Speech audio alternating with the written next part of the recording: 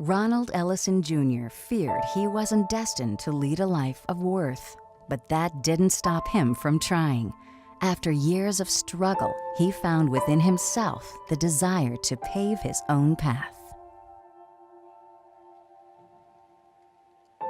I grew up in a low-income household in San Francisco, California. I grew up as a stereotypical black male that you see on TV. Lived off welfare, grew up in a single-parent home, was an athlete, and tried to sell illegal substances. I tried to be a thug. I would wear baggy pants, clothes, and just try to do anything to hide the fact that I was skinny. My waist was a 32, and I would wear a size 40 and 3X t-shirts. I would wear do-rags, earrings, chains, gold teeth. Okay, they weren't really gold teeth, but they were foil, and I couldn't really afford gold teeth. Growing up was hard because we didn't have much. Food was never in our house. I swear, it was like Survivor living in our house. We used to have to hide food just to eat.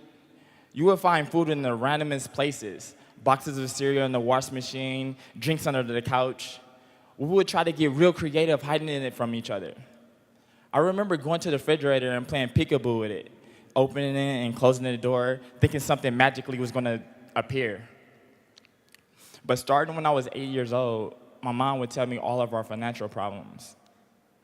Things like we were about to get evicted because we couldn't pay rent, or how we would have random blackouts because we couldn't pay our electricity. As the oldest, I felt I was forced to grow up and try to help out around the house. At the age of 12, I started selling newspapers, anything that I could do to try to make some money. I later learned that I couldn't really do that because the boss tried to keep one of my checks, so I quit. I tried selling Pokemon cards, Yu-Gi-Oh cards. I even gambled. I even played cards, dice, video games, you name it. But my success was based on odds that I cannot control. So why did I do these type of things to make money? Because employers didn't want to hire me because I lacked experience. It made no sense to me why they wouldn't hire me so I can gain experience. But I guess that's how it is now. I became lost and I didn't really know what I wanted to do. I didn't know if I was good. I didn't know what I was good at, so I didn't particularly have any passion for anything. All I know is I wanted to help my mom out.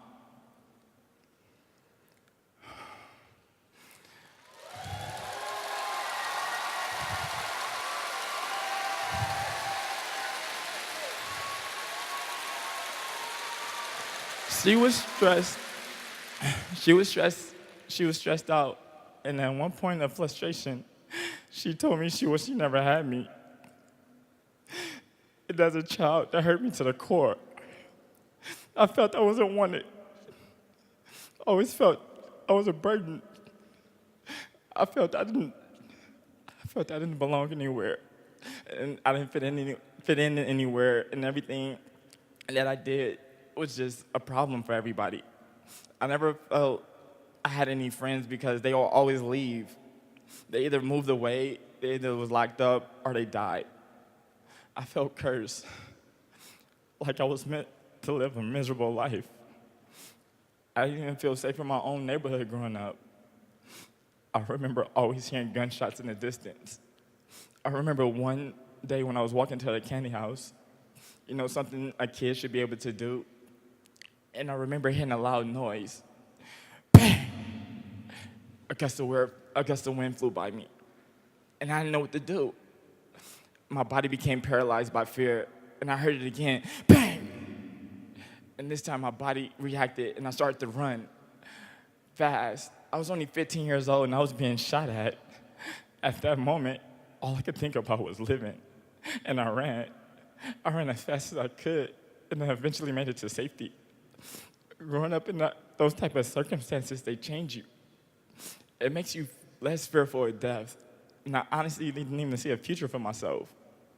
I didn't know what I wanted to do in life, but I didn't see myself living past 18. But something wonderful happened to me in May of 2010. A friend reached out to me and asked me to come support her business and come to a presentation.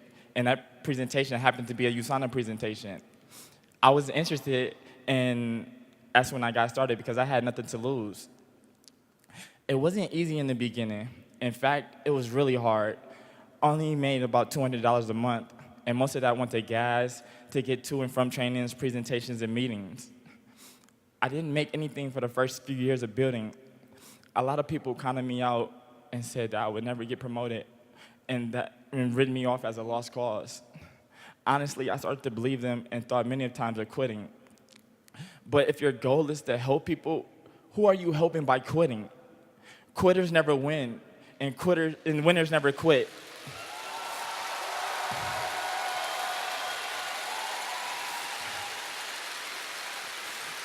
Champions are made from something deep within themselves, a desire, a dream, a vision. Champions have the skill in the will, but the will must be stronger than the skill. So if I wanted to give hope and inspire others one day, I had to find a way to ignite the fire within myself and keep moving forward, because that's how winning is done.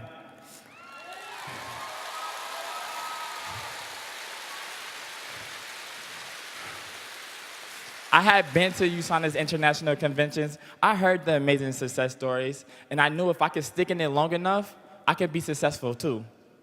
I am not where I want to be yet, but I'm moving forward and getting closer every year. I have hope in my future now. Before, I didn't know if I would live past 18. It's a blessing to be here today, because statistically, me living in the neighborhood that I live in and being the age that I am, I should not be here today. Statistically, I should be locked up or dead. I believe my USANA family saved my life.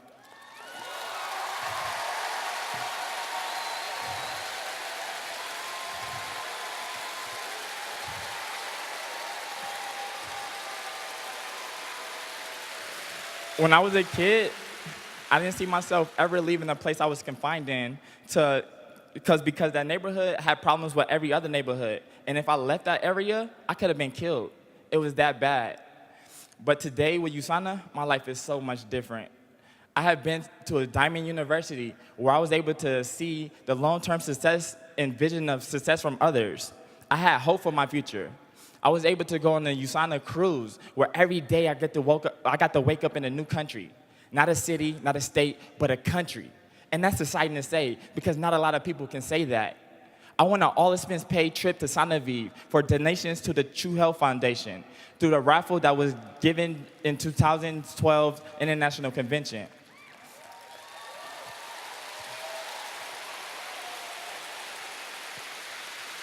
I get to travel every year to Utah and celebrate my birthday with everybody here. And my birthday was August 25th.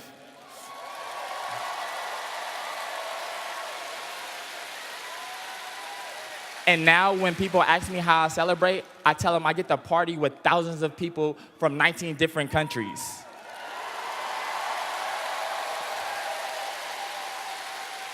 And that sounds pretty awesome to me.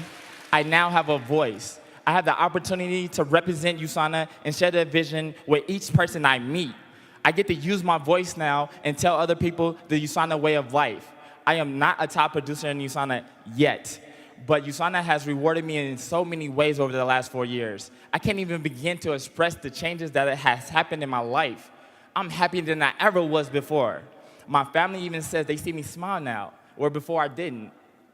I have a direction and purpose now, and I have a way to give back to others. Most importantly, find a way to improve the lives of my family. I work hard, and I can work hard and say someday poverty ends with me. And that's exciting to think about. To know I have the power and the difference in my life to help the lives of the people around me, my once inner flame that has been reignited, and I'm ready to go out and make a change in the world. Thank you. Thank you, USANA. And a special thanks to my teammates and the entire USANA family. And a special thanks to Next.